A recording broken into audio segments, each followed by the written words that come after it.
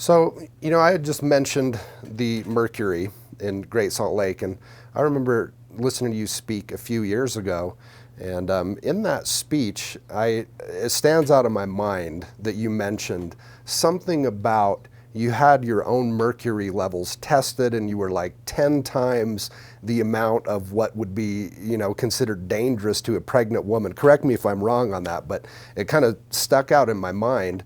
And so, what's happened since then, and is it even safe to eat seafood, with all the contamination or, fish in general that's been accumulating in the waterways over the years? I'm not a doctor, but mercury is dangerous, and I did have very dangerous levels of mercury, and I got them chelated out. And people can do that. They use like EDTA or? Oh, I used two things. One was called DMSA and the other was called alpha lipoic acid. And then you have to take those with a lot of minerals and vitamins because they tend to deplete other, good minerals in your body that you want to keep. So you do it for short periods and interspersed. And I had no side effects.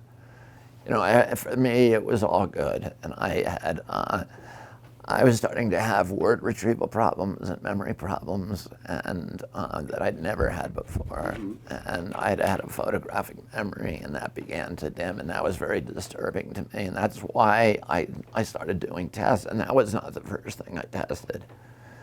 I went to conventional doctors and did MMRs and all that, and then one of those doctors found that I had enormous levels of mercury. And was that from consumption? It was eating fish. And I'm a fisherman, and I fish, and freshwater fish, as it turns out, are really heavily loaded. Yeah. Fish like trout that we like to eat, and salmon, and the bigger the fish, the more mercury it has in it. The predatory fish are much worse than the other fishes. And then, also people, a lot of mercury in their mouths, and I had some in, not a lot in, but I got that removed.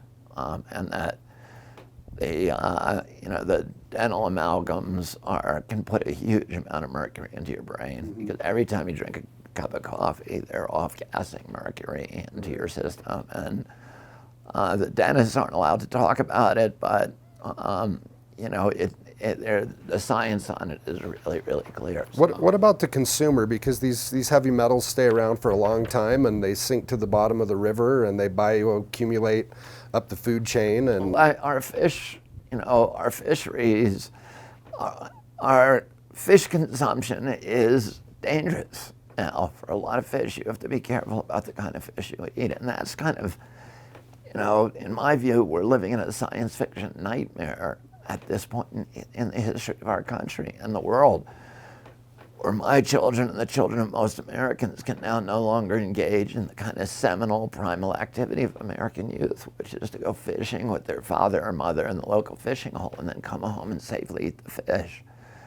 And, it's not only the big maritime species, like the tuna fish and the billfish that we all know about, but FDA did a study several years ago where they tested several hundred fish from waterways all over and river stretches all over our country. And they found that every freshwater species of fish has dangerous levels of mercury in its flesh. Wow. So, my kids eat, one of my children eats a lot of fish, and he had his mercury levels tested recently, and he was off the charts.